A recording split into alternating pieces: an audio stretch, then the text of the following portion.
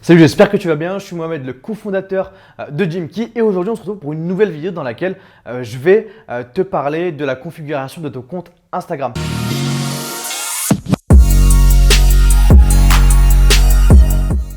Du coup, maintenant que toi, tu auras déterminé et choisi ta niche, on va pouvoir se concentrer sur le fait d'aller chercher ces clients qui sont dans cette niche. Et pour ça, on va commencer à utiliser le réseau le plus puissant qui soit pour les coachs sportifs. Et pour configurer ton compte, on va y aller en 5 étapes. La première étape lorsque tu arrives sur Instagram, c'est de choisir un bon pseudo. Choisir un bon pseudo est l'une des choses les plus importantes sur Instagram. Bon, après, tu pourras toujours le modifier.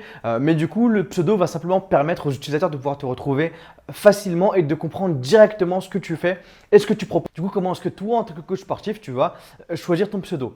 Si toi, de ton côté, tu n'as pas déjà une grosse audience de personnes qui te connaissent pour le coaching, je te conseille dès le début de mettre le terme coach, coaching ou peu importe, personal trainer, ce que tu veux, directement dans ton pseudo. Une fois que tu sais ce que doit comporter ton pseudo, franchement, il ne faut pas se creuser la tête 4 heures pour trouver le pseudo parfait. Tu vas avoir plusieurs options. L'option numéro 1, c'est de mettre ton prénom plus coach ou bien coaching ou bien personal trainer ou bien trainer, ce que tu veux. Ça peut être par exemple Mohamed Coaching ou bien Coach Mohamed ou Mohamed Coach. L'option numéro 2, ça serait de choisir simplement ton nom plus coach ou coaching juste après. Donc ça peut être Alaoui Coaching pour ma part ou bien Coach Alaoui, Coaching Alaoui. L'option numéro 3, ça va être ton prénom plus ton nom plus coach, coaching, personal trainer, ça peut être Mohamed Alaoui Coaching, Alaoui Mohamed Coaching, Dwayne Johnson Coaching. Et la dernière option, l'option numéro 4, ça peut tout simplement être ta marque. Donc si tu as créé une marque autour de coaching que tu n'as pas utilisé par exemple ton prénom, si on prend par exemple un diminutif, on va l'appeler MDA Coaching, tu peux mettre simplement MDA Coaching directement sur ton pseudo. Donc en fait, ça va être le nom de ta marque plus coach ou bien coaching. La deuxième étape pour correctement configurer ton compte Instagram, c'est de le passer en pro. Ton Instagram, il faudra vraiment le voir à partir de maintenant comme vraiment un outil professionnel et je vais te montrer directement sur mon téléphone comment est-ce que tu vas pouvoir passer ton compte de compte personnel à compte professionnel, ce qui va te permettre en fait d'avoir beaucoup plus de données sur ton audience, sur la portée de tes publications et sur plein d'autres données qui sont pertinentes pour le choix de tes futures publications.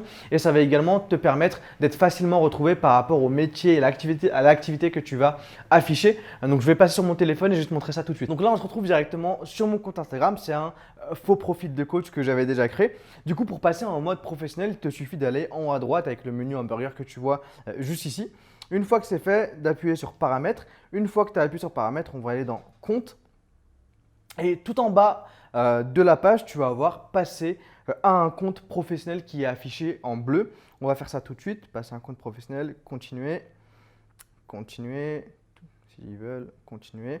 Et dans la catégorie de ton activité, je te conseille de choisir coach sportif ou bien coaching sportif. L'un des deux, ça passe très bien et de l'afficher sur ton profil. On va faire terminer.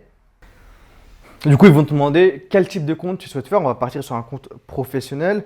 Pour les informations, je te conseille de mettre une adresse mail pro. Mais en fait, ça, on va en parler dans l'étape juste après.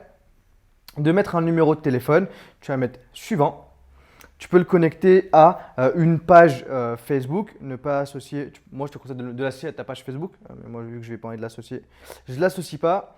Hop là, et c'est parti. Accéder au profil. Là, du coup, ton compte vient de passer en compte professionnel. Du coup, comme je te l'ai dit tout à l'heure, quand on a configuré le compte professionnel, le but, c'était de renseigner une adresse mail pro. Parce qu'au final, ton email sera essentiellement le premier outil qui sera utilisé par les visiteurs pour te contacter et te demander des coachings. Je te conseille pas de compter que sur TDM. Et moi de mon côté, de ce que j'ai pu voir, c'est que les coachs sportifs négligent beaucoup trop leur adresse email. Et je vais te montrer là comment est-ce que toi tu peux créer une adresse mail qui soit professionnelle et qui pousse justement les personnes, les visiteurs à te contacter directement. Au final, il ne faut jamais oublier que toi, tu as quand même une activité de coaching, tu es considéré comme un business et tu te dois en fait de simplement avoir une adresse mail qui soit professionnelle. C'est comme si moi demain, je contactais le service client de Amazon et que l'adresse mail ce soit amazonservice@gmail.com. Je pense que je tirais une sale gueule et je pense que toi aussi. Du coup, pour configurer une adresse mail pro, tu vas devoir acheter un nom de domaine. Et pour ça, en fait, tu as plusieurs sites qui te proposent de le faire. Il y a Ionos qui est l'ancien nom, qui est le nouveau nom pardon, de One and One. Tu vas avoir GoDaddy, tu vas avoir OVH, tu vas avoir plein de services qui vont te permettre de créer facilement un nom de domaine. Et en fait, c'est le nom de domaine que tu vas utiliser juste après le arrobase. Et le nom de domaine, de toute façon, il va également te servir pour la création de ton site web. Et du coup, pour le nom de domaine, moi je te conseille, une fois que tu es sur le site, de prendre à la fois le .fr et le .com. Ça devrait te coûter 1 euro, entre 1 euro et 5 euros la première année, puis 10 euros par an. Après, ça dépend vraiment de par où tu passes. Moi, je te conseille de passer par Ionos.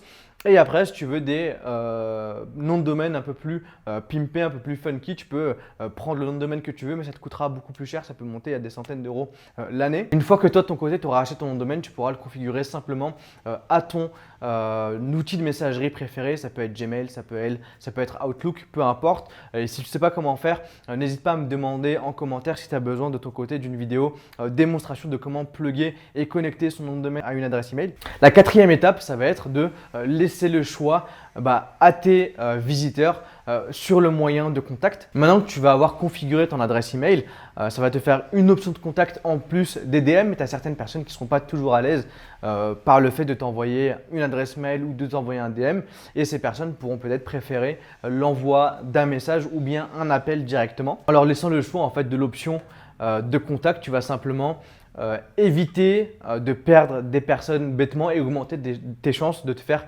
contacter pour tes coachings. Le but en fait, c'est d'être facilement joignable par tes clients potentiels en rajoutant notamment ton numéro directement sur ton profil. Certains coachs refusent de mettre leur téléphone par peur d'être contactés sur leur profil, mais au final, qu'est-ce que tu risques?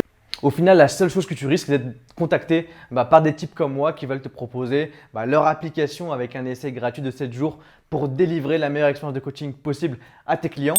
Mais après, au final, ça peut être des personnes que tu peux facilement ignorer. La dernière étape de la configuration de ton compte Instagram, ça va être ta photo de profil. Et déjà, on va commencer tout de suite par toi. Si tu es un gars, évite tout simplement de mettre une photo de toi torse nu parce que ça ne fait pas pro du tout. Et de toute façon, pour le côté photo de profil, tu ne vas pas avoir énormément de choix. Tu vas en avoir 3. Le premier choix que tu vas avoir, c'est de mettre en photo de profil une photo de toi où tu nous montres ton plus beau et ton plus grand sourire. Le deuxième type de photo que tu peux mettre, c'est une photo où tu es en entraînement, que ce soit l'entraînement tout seul ou bien avec un client ou une cliente. Et la troisième type de photo que tu vas pouvoir mettre sur ton profil, c'est simplement un logo. Si jamais c'est une marque de coaching que tu as, tu peux simplement mettre ton logo en photo de profil et ça va se limiter simplement à ces choix-là. Si tu veux pimper un peu plus ton profil, tu peux rajouter un contour à ta photo, ce qui va permettre aux gens de te remarquer un peu plus facilement. Et pour faire ça, tu peux utiliser des outils qui sont disponibles gratuitement comme Canva.